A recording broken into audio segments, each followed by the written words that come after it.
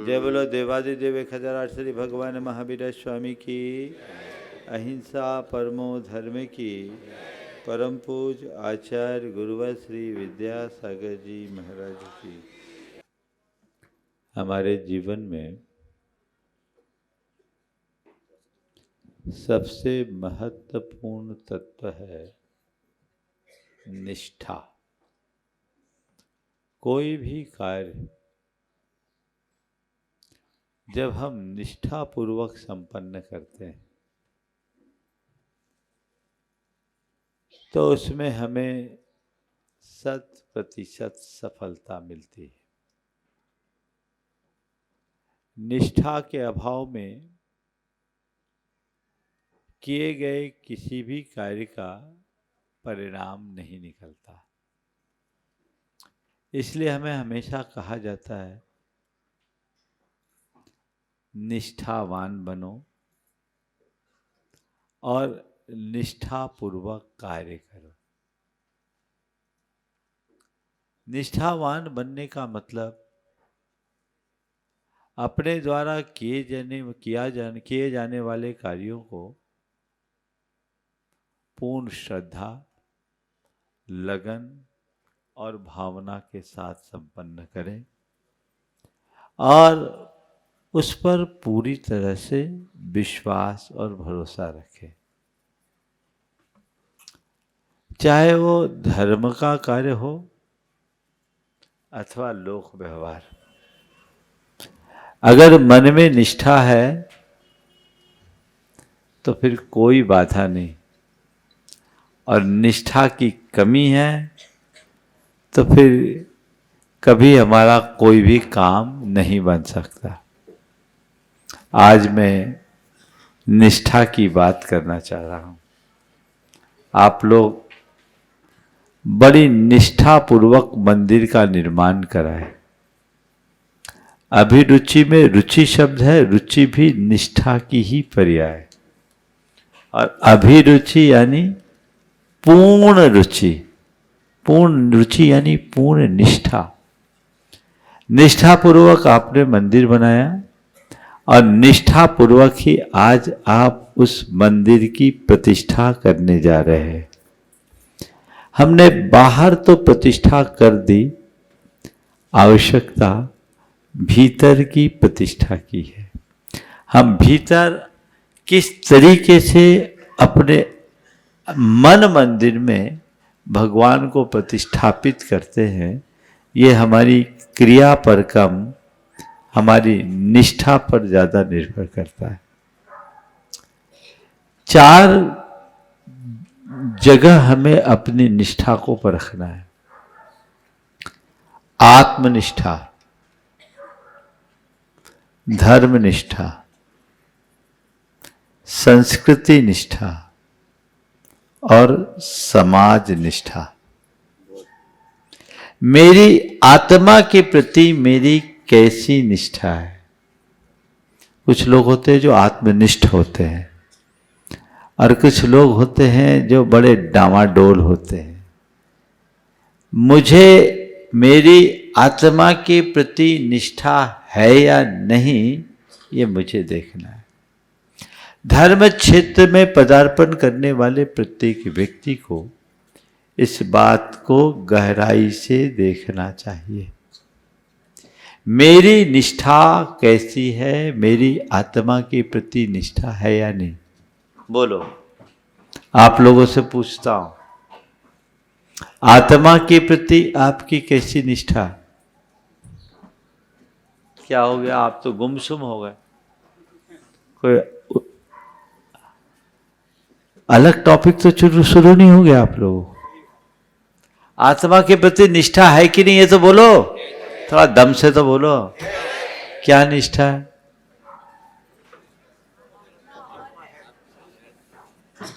आत्मा अमर है ना?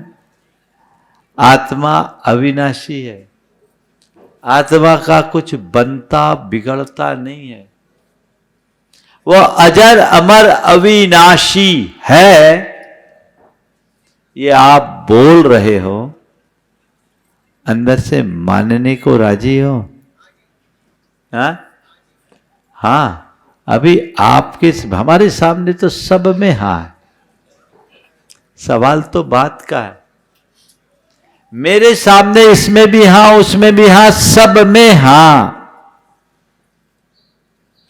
अगर ये बात मानते हो तो थोड़ा बहुत ऊपर नीचे कुछ होता है तो आप में हलचल क्यों होती है? आत्मनिष्ठा को दो अर्थ में लीजिए। पहला अपने आत्मविश्वास और दूसरा अपने आत्मस्वरूप का विश्वास।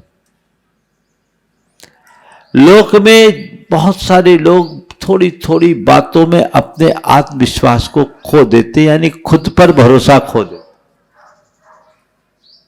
एक व्यक्ति है जो कुछ भी काम सामने आता है तो ये रहता मैं कर लूंगा, और एक व्यक्ति होता है कि कोई भी काम, छोटा सा भी काम आए तो अब कैसे होगा। जो जिसके मन में आत्मविश्वास होता है वो कठिन से कठिन काम को भी सरलता से कर लेता है, और जिसका आत्मविश्वास, आत्मनिष्ठा कमजोर होती है वो साधारण काम में भी बोल जाता है। दो तरह की प्रतिक्रिया है। कोई काम आया कैसे होगा, और काम आया कैसे करना है।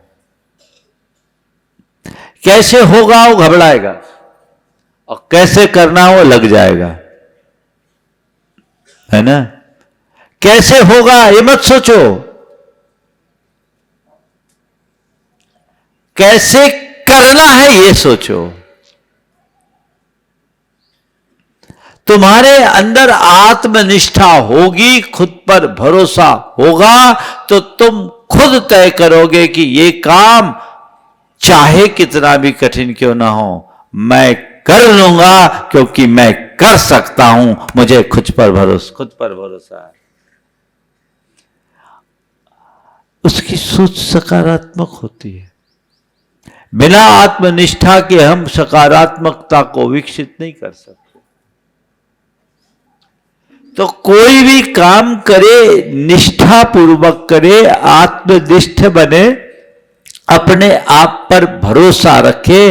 ये व्यवहार की आत्मनिष्ठा है, जिसे आज के समय में आप लोग कॉन्फिडेंस शब्द से जानते हो। अपना कॉन्फिडेंस लेवल अच्छा रखो, अपना कॉन्फिडेंस मत डगमगाने दो, उसको कहीं से कमजोर मत होने दो। ये आप लोगों को बोला जाता है,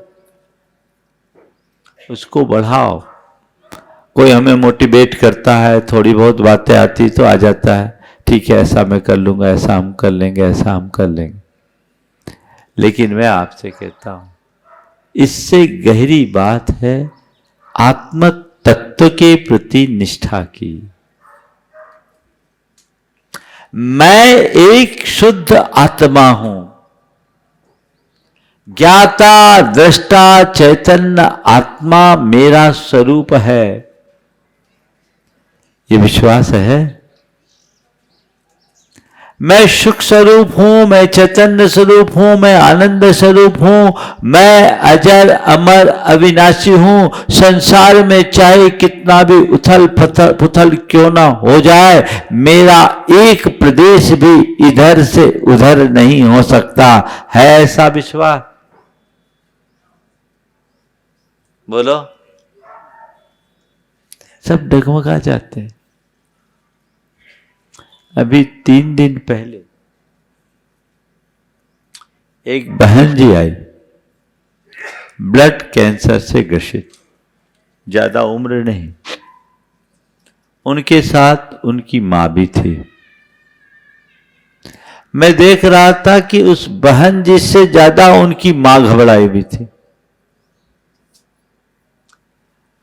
महाराज क्या होगा, छोटे छोटे बच्चे, उनका क्या होगा।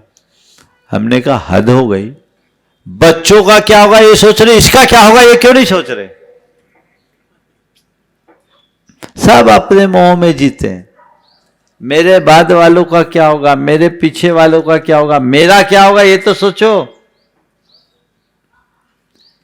मैंने उन्हें समझाया कि पहली बात तो ये मानो कि ये बीमारी है, इसका ये मतलब तो नहीं कि आज ही मर रहे हैं। आजकल तो बहुत सारे लोग हैं जो बीमारी के बाद भी बच जाते हैं। मैंने उन्हें कहा तुम्हारी भोपाल में एक बहन थी, मनोज बांगा की बहन, वो ब्लड कैंसर से पीड़ित थी और ब्लड कैंसर, भावना योग किया, ब्लड कैंसर ठीक हो गया। कई बार इस सभा में उनने बोला, और वो सिद्ध चक्र विधान में 2020 में 8 दिन का निरंतर उपवास भी की। अब तो 10 लक्षण के भी उपवास करते, उनकी सारी दवाइयां बंद हो गई, पूरी तरह ठीक हो गई। हमने कहा पहली बात तो ये दिमाग से हटाओ कि मुझे कैंसर हो गया तो अब मैं मरी। दूसरी बात, अगर तुम्हें मरना होगा तो स्वस्थ आदमी भी मर जाएगा। जब तक मेरी आयु है मुझे कोई हिला नहीं सकता, और आयु पूरी होने के बाद जिला नहीं सकता। और मैंने कहा तुम तो मरने वाले हो ही नहीं, तुम कहां मरोगे? जो तुम हो मरने वाले नहीं हो, क्योंकि तुम्हारा जन्म ही नहीं हुआ तो तुम मरोगे कैसे? हम मरने वाले नहीं हैं, शरीर बदलने वाले हैं, देह परिवर्तन करने वाले हैं। तो देह परिवर्तन तो हम अनादि से करते आए, कितने करे। देह का परिवर्तन है, इसे अपना मरण क्यों मान रहे हो? और ये चोला ऊपर का उतरेगा, उतर जाएगा, तुम्हारा कुछ भी नहीं होगा। ये बीमारी तन को है, तुम्हारी चेतना को नहीं। इसे पहचानने की कोशिश करो। और जहां तक पीछे वालों का क्या होगा, तो हम यहां आए न जाने कितने को पीछे छोड़कर आए। अनंत जन्म हमारा हो चुका, अनंत मरण हमारा हो चुका, और अनंत जन्मों में हमने अनंतों से अनंत प्रकार के संबंध बनाया और छोड़ा है। किसकी बात करते हो? हर जीव अपना अपना पुण्य पाप लेकर आता है। चींटी को कण और हाथी को मन मिल ही जाता है, उसके लिए कुछ सोचने की जरूरत नहीं हो। चिंता मत करो, तुम अपने आप को देखो, अपने मनोबल को मजबूत बनाओ और आत्मनिष्ठा को जगाओ। मेरे थोड़े देर के संबोधन से देखते ही देखते चेहरा खिल गया और उन्होंने कहा महाराज आपसे बहुत अच्छा मार्गदर्शन मिल गया, अब हिम्मत आ गई, मुझे समझ में आ गया बीमारी अपना काम करेगी, मुझे अपना काम करना है। जग गया आत्मा प्रबोध, दृष्टि अंदर की ओर मुड़ गई। परिस्थितियां समान होने के बाद भी परिणति परिवर्तित हो जाती। बीमारी नहीं गई, लेकिन जो बीमारी दिमाग में भरी थी वो निकल गई। तन की बीमारी के 100 इलाज है, मन की बीमारी का कोई इलाज नहीं। इसलिए जब कभी कोई परेशानी आए तो पहले मन की बात को समझे। ऐसे ही लोगों को संबोधने के लिए कहा गया, न मे मृत्यु कुतो भृति, न मे व्याधि कुतो व्यथा, ना हम बालो न वृद्धो हम न युवे तानी पुद्गले। जब मेरी मृत्यु नहीं तो मुझे डर कैसे, जब मुझे बीमारी नहीं तो व्यथा कैसी, न मैं बाल हूं न वृद्ध हूं न युवा हूं। ये तो ऊपर की प्रवृत्ति। हम डरते डगमगाते क्योंकि हमें अपने स्वरूप का बोध नहीं। संत कहते स्वरूप निष्ठ बनो, आत्मनिष्ठ बनो, अपने आप को पहचानो। जिस पल तुम अपने आत्म तत्व को पहचान लोगे तुम्हारा सारा व्यामोह खत्म हो जाएगा, तुम्हारा मोह मिट जाएगा और मोह के मिटते ही तुम्हारा सारा दुख और द्वंद दूर हो जाएगा। चाहते हो कि नहीं? आत्मनिष्ठा बहुत बड़ा काम करती। सब प्रकार की विपत्तियों को सहने की सामर्थ्य, बीमारी को सहने की सामर्थ्य, विसंगतियों को सहने की सामर्थ्य, और कोई भी विषमता आ जाए उसको भी सहने की शक्ति इससे मिल जाती। आज से 3 साल पहले एक युवा, उसे एक गंभीर बीमारी हो, 42 साल का युवा, गंभीर बीमारी, लंबे चौड़े कारोबार का शिकार। बीमारी के सिम्टम्स को देख करके उसे लगा कि अब मैं ज़्यादा जीऊंगा नहीं। उसने हमारे शंका समाधान में एक सवाल किया कि महाराज जी अचानक ऐसी कोई बीमारी किसी को हो जाए, मन में बड़ा डर लगता है, चिंता होती है कि मेरे बाद क्या होगा, क्या होगा, मुझे कुछ हो गया तो औरों को क्या होगा। महाराज जी इस डर से कैसे निकले? मैंने कहा भैया अपने आप को जान लोगे तो डर खत्म हो जाएगा। तुम कह रहे हो मुझे कुछ हो गया तो क्या होगा, तुम्हारा ये भ्रम है कि मुझे कुछ हो गया, तुम्हें तो कुछ हुआ ही नहीं, ना कभी हो सकता है, ये अटल सत्य है, इसे पहचानने की कोशिश करो। तुम अपने आप को जो मान रहे हो तुम हो ही नहीं। बोलो मोदी जी क्या हो, विमल मोदी, बोलो कौन है ये विमल? मोदी का राज है। अभी तो मोदी ही राज है, क्या है?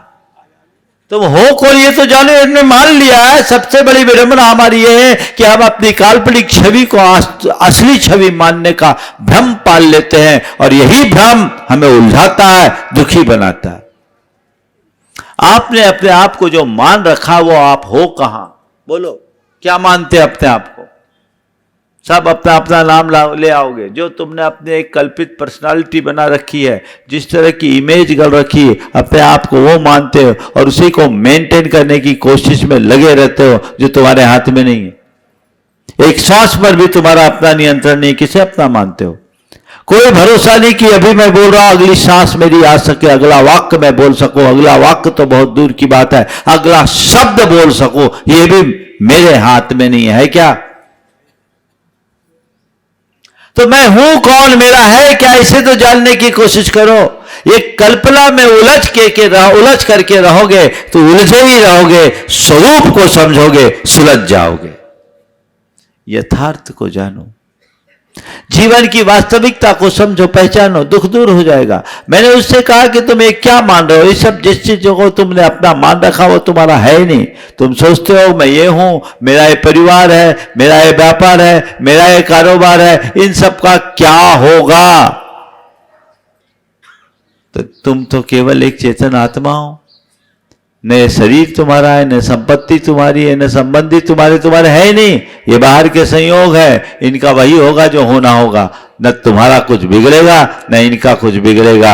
जो कुछ भी परिवर्तित होगा ऊपर का संयोग होगा, तुम नहीं होगे, तुम्हारा नहीं होगा। ये विश्वास जिसके मन में आ गया वो कभी दुखी होगा क्या? बोलो।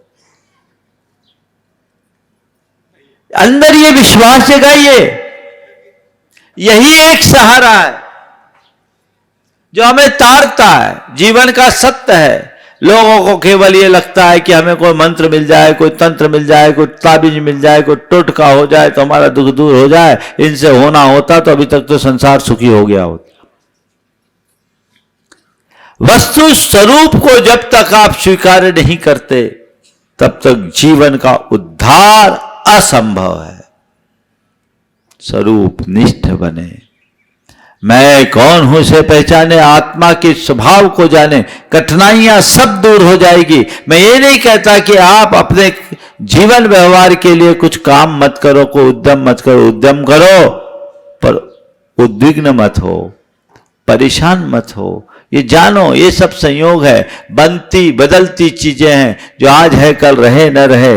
मुझे घबराना नहीं है, संयोगों को मैनेज करना है, जितना मैनेज हो सके सो हो जाए, नहीं तो उसे एक्सेप्ट करना है। ये बात केवल और केवल बाहर की बात है, भीतर इसमें कुछ भी नहीं होना। यही तो समझ अपने अंतरंग में विकसित करनी है, और ये विकसित हो गई तो जीवन में कभी दुख नहीं होगा। और इसी के लिए जैन शास्त्रों में कहा जाता है भेद विज्ञान। भेद विज्ञान का मतलब क्या? भेद का अर्थ होता रहस्य, रहस्य का ज्ञान, अंतर का ज्ञान। मैं कौन हूं, मेरा क्या, इसे समझो। आत्मा और अनात्मा के भेद को जानने वाला व्यक्ति कभी विचलित नहीं होता। तो पहली बात आत्मनिष्ठा आपको आध्यात्मिक रूप से मजबूत बनाएगी। आत्मनिष्ठ होकर आप जीवन के सब उतार चढ़ाव को सहने में समर्थ हो जाओगे, कभी नहीं घबराओगे। मेरे संपर्क में एक व्यक्ति जिनके कोरोना काल में बहुत बड़ी विपत्ति का सामना करना पड़ा, उनकी धर्मपत्नी चले गई, एक बेटा चला गया, 2 लोग चले गए, परिवार में कोई नहीं, अकेला बचा। और उसी दरमियान उसने कुछ रुपए लगा रखे थे बाजार में, रुपया भी डूब गया। एक दिन उनका मित्र उसे लेकर के मेरे पास आया, बोला महाराज इनको आशीर्वाद दें, बहुत बड़ी विपत्ति के दौर से गुजर कर आए। मैंने उनकी तरफ देखा और उस व्यक्ति की बात सुनकर मजा आ गया। मैंने जैसे उसकी तरफ देखा तो उनने मुझसे कहा महाराज जो आप बोलते हैं उसका मैंने अनुभव किया है, सब संयोग है, मेरा था क्या जो जाएगा, जो गया वो भी मेरा नहीं और जो बचा है वो भी मेरा नहीं। मेरे आत्मा का एक प्रदेश भी इधर से उधर नहीं हो सकता, ऐसा मैं मानता हूं। महाराज संयोग था, मेरे यहां से भी जाना था, चले गए। दुनिया में कितने कितने के जाए, ये परिणति थी, मुझे बचना था बच गया। अब मैंने तो तय किया है, अब जो मेरा समय बचा है अब मुझे आत्मा के कल्याण में लगकर बिताना है। कहां से आई ये ताकत बोलो? एक बात ध्यान में रखना, जीवन के सत्य से बड़ा और कोई बल नहीं है। जिसके अंदर उस सत्य के प्रति निष्ठा जग गई, जीवन के परम सत्य को जिसने जान लिया वो कभी दुखी नहीं हो सकता। पर हमारी सबसे बड़ी विडंबना यही है कि पूरे जीवन उसी सत्य को झुठलाने में लगे रहते हैं। आत्मनिष्ठा आध्यात्मिक रूप से तुम्हें मजबूती देगी, जो तुम्हें सब प्रकार के झंझावातों में स्थिर बनाए रखेगी। दूसरी है संस्कृति के प्रति निष्ठा। अपनी सांस्कृतिक निष्ठा हमें जागरूक रखना चाहिए। संस्कृति के प्रति अगर निष्ठा हमारी होगी तो हम उसके पहले धर्मनिष्ठा पे ले ले बात, फिर क्रम से बात करो। आत्मनिष्ठा के बाद क्या है? धर्मनिष्ठा। धर्म के प्रति निष्ठा। आप सब धर्मी हो, कहने को धर्मनिष्ठ हो, लेकिन अपने मन से टटोलो, मन को टटोल करके देखो हमारी धर्मनिष्ठा कितनी गहरी। थोड़ा सा कुछ ऊपर नीचे हो जाए तो तुरंत निष्ठा डगमगा जाती कि नहीं? धर्मनिष्ठ होने का मतलब ये नहीं कि हम खूब पूजा पाठ करें, धार्मिक कर्तव्यों को करें, अच्छी बात है कि चाहे कुछ भी हो जाए अपने विश्वास को अखंडित बनाए रखे, अविचलित रहे, परेशान ना हो, किसी तरह का कॉम्प्रोमाइज ना करे। यह धर्मनिष्ठा का सबसे बड़ा स्वरूप है। अब आप लोग देखिए, आपके जीवन में जब कभी किसी तरह की कोई कठिनाई या परेशानी आती है, उस समय सबसे पहले या व्यस्तता आती है, तो सबसे पहले क्या प्रभावित होता है? धार्मिक कार्य ना। धर्मनिष्ठ होने का मतलब अपने धार्मिक कर्तव्यों को दृढ़तापूर्वक पालना। धर्मनिष्ठ होने का मतलब अपने व्यवहार में धर्म को उतारना।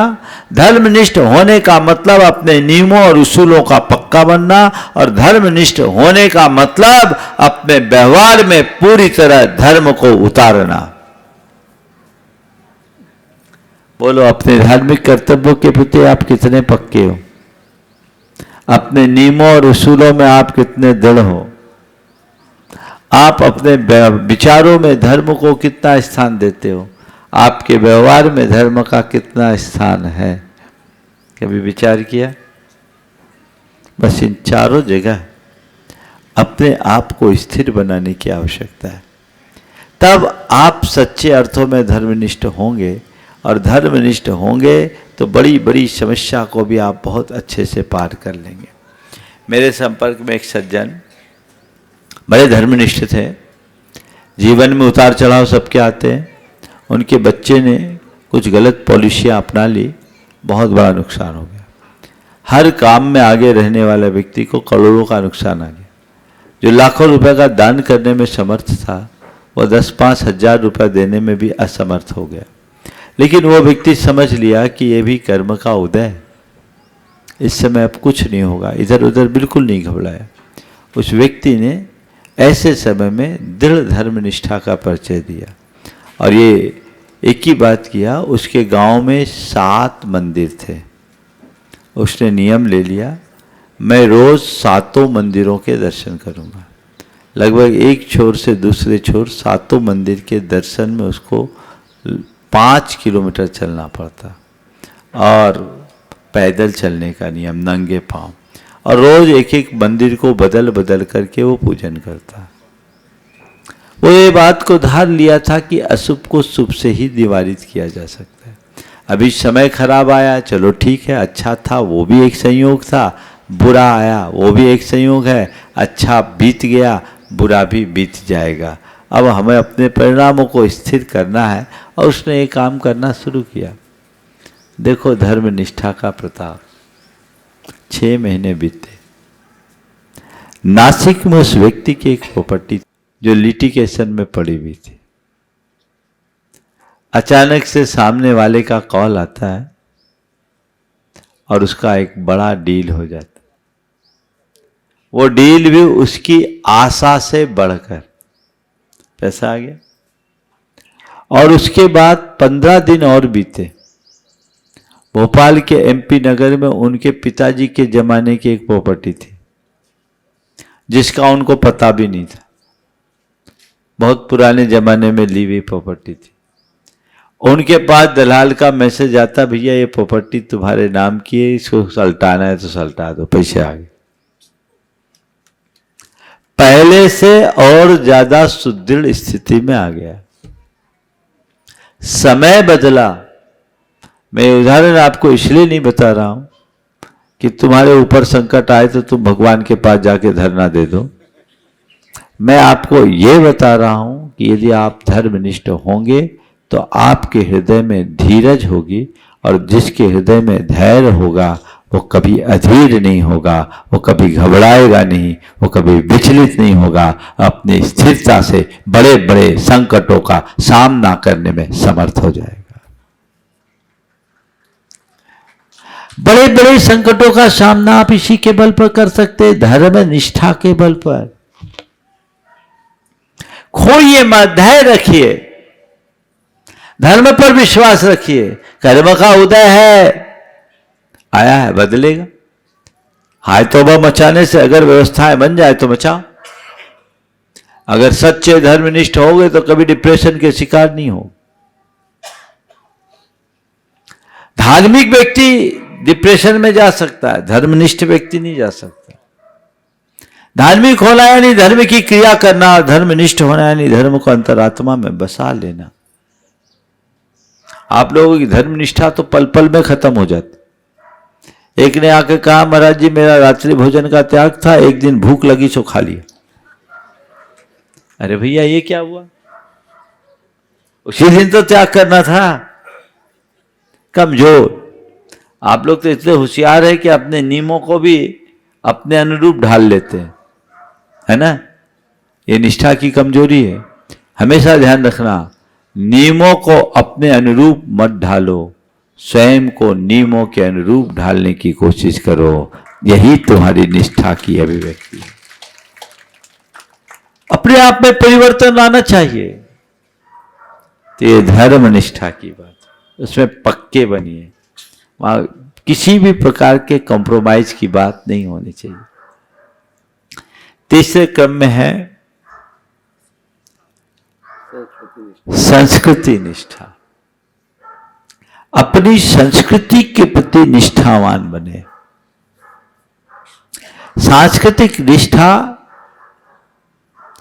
हमारे जीवन को संस्कारित बनाती है और हमें एक संतुलित जीवन जीने का रास्ता बताती है। आज जीवन में जितने भी प्रकार की विकृतियां पनप रही है, वो सांस्कृतिक निष्ठा के अभाव के कारण। अपने जीवन की जो मर्यादाएं खंडित हो रही है वह भी सांस्कृतिक निष्ठा के अभाव के कारण। यदि हम संस्कृति निष्ठ होंगे तो कभी भी हम ऐसी घटनाओं को अपने जीवन में नहीं आने देंगे। अपने अंदर वो भाव जागृत होना चाहिए, मेरी संस्कृति कितनी गौरवशाली संस्कृति है। आप लोगों को कभी इसका एहसास होता है? बोलो। हम कहते हैं हम भारतीय हैं, भारतीय संस्कृति बड़ी महान संस्कृति है। आप ये बोलते तो कि भारतीय संस्कृति महान संस्कृति है, पर मेरी संस्कृति महान है और मैं एक महान संस्कृति में जन्म लिया हूँ, मैं महान संस्कृति में पला और बड़ा हूँ, ऐसा कभी एहसास होता है? कहने को कह देते हैं, लेकिन आकर्षण तो पश्चिम की ओर, अनुकरण तो आप उनका करते हैं। हमें अपने साथ जुड़ने की जरूरत है। हमारी संस्कृति की जो सांस्कृतिक परंपराएं हैं उन्हें हर अर्थ में संभालने की जरूरत है।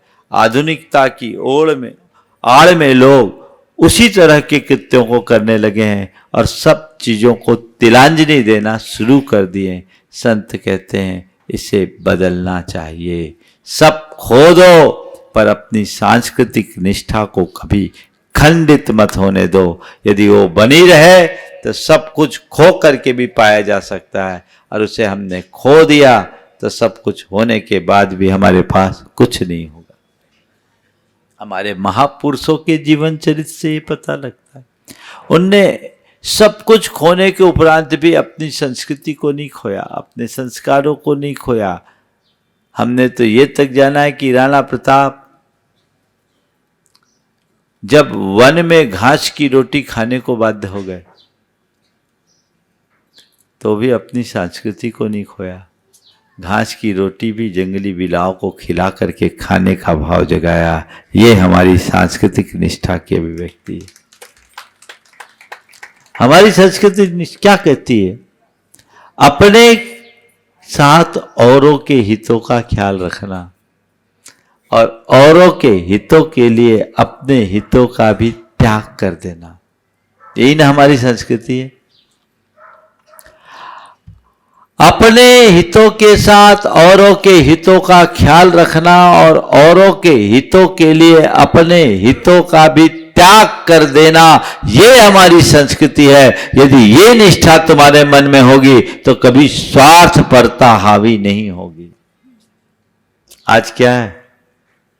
सामने वाला भाड़ में जाए, मेरा काम होना चाहिए।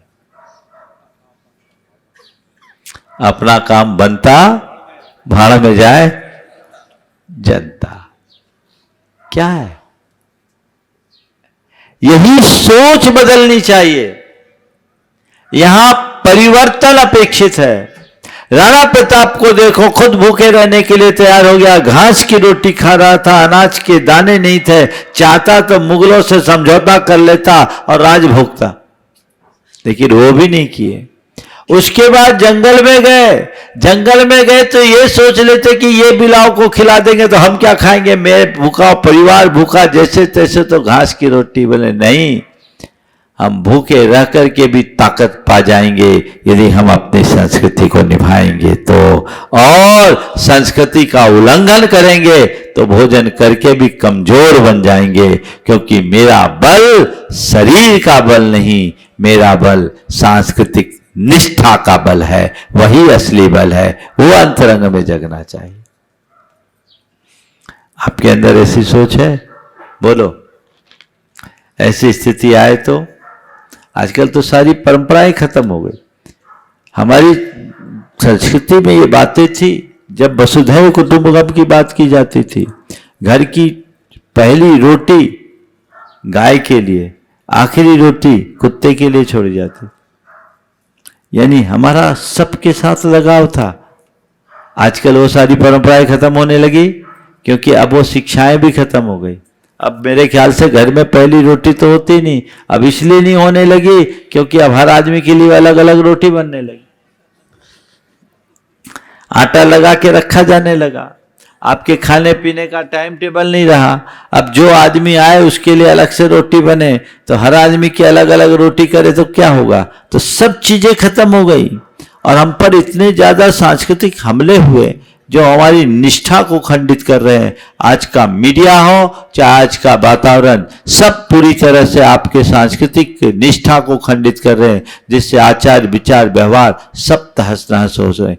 हमारी सोच भी उसके कारण विकृत हो रही है और उसका कुपरिणाम हम सबके सामने है। तो उसके लिए हमें अपनी सांस्कृतिक निष्ठा को जगाना चाहिए, और सांस्कृतिक निष्ठा को जगाना है तो अपने इतिहास को पढ़ो, अपनी परंपरा को पढ़ो, अपनी संस्कृति के बारे में जानने की कोशिश करो। आजकल पहले तो विद्यालयों में ये सब पढ़ाया जाता था, अब तो वो चले गए सब चीजें। अब आपको भारत पढ़ने में कम मिलता है, दुनिया की बातें पढ़ने में ज्यादा आती है। आप कालिदास और माघ को नहीं पढ़ेंगे, आप शेक्सपियर जैसे को पढ़ना शुरू करेंगे तो भारत का परिज्ञान कैसे होगा? और जब तक भारत को ठीक तरीके से नहीं समझ पाओगे, भारतीयता आपके अंदर कैसे आएगी? और भारतीयता के अभाव में सांस्कृतिक निष्ठा कैसे सुरक्षित रहेगी?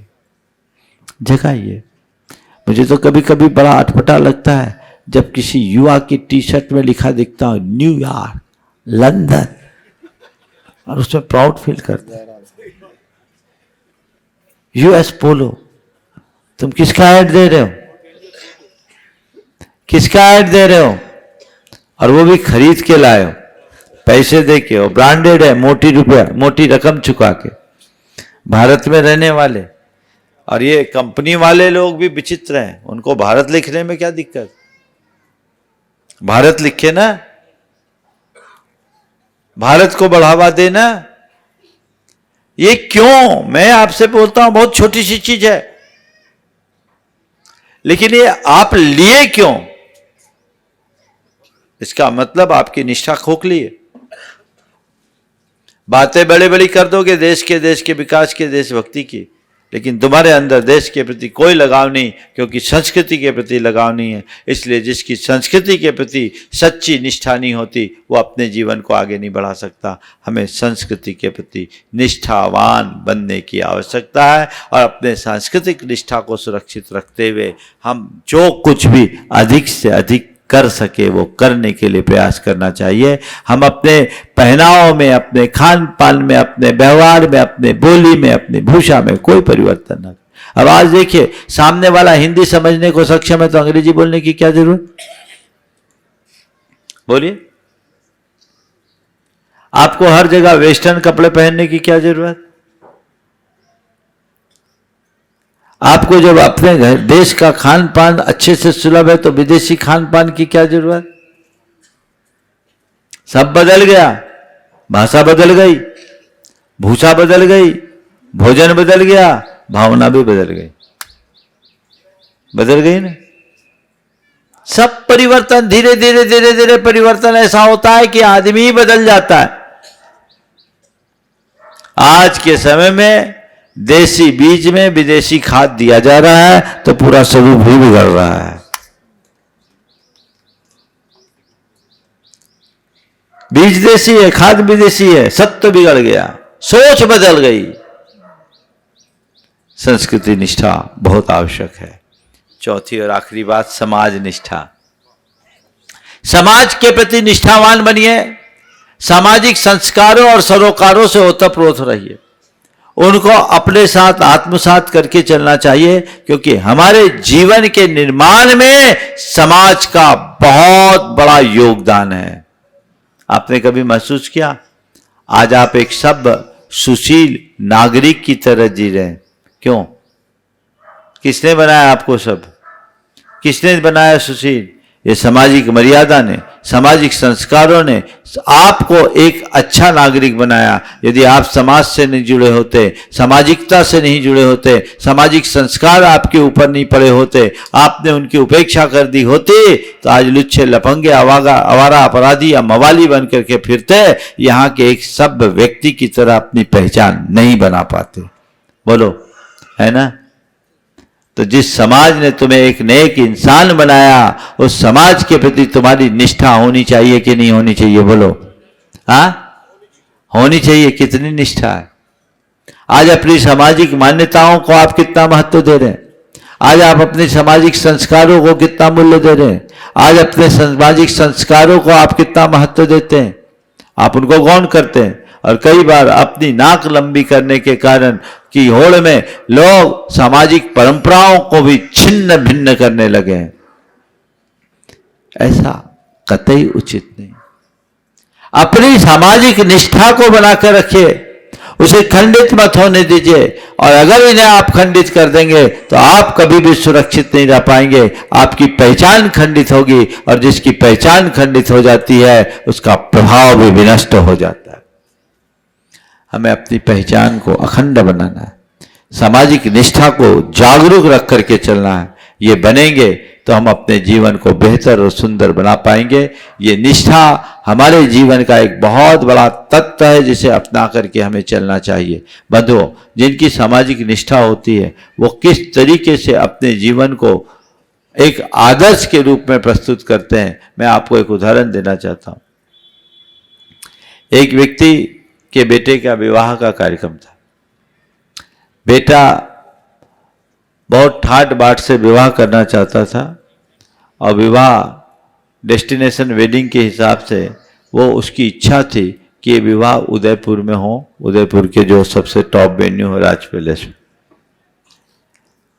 सक्षम थे, परिवार में किसी चीज की कमी नहीं थी, लेकिन उसके पिता ने कहा, बेटा तेरे विवाह में तू जितना कह रहा है मैं उससे दूना खर्च कर सकता हूं, लेकिन जिस वेन्यू में तू विवाह करने की बात कर रहा है मैं वहां नहीं कर सकता।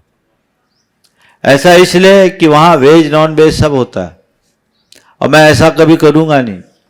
और आज मैं समाज में एक बड़े प्रतिष्ठित व्यक्ति के रूप में जाना जाता हूं, पहचाना जाता हूं, और जैसा मैं करूंगा सब उसका अनुकरण करेंगे। मैं नहीं चाहता कि हमारे समाज में ऐसी कोई कुपरंपरा हो। हम छोटे से गांव में रहते हैं, तुम बड़ी जगह पढ़ करके आए हो, मानता हूं, लेकिन अगर मैं इसकी शुरुआत करूंगा तो दूसरे भी उसका अनुकरण करने लगेंगे, हमारी सामाजिक परंपराएं छिन्न भिन्न हो जाएगी। मैं ये कभी नहीं होने दूंगा।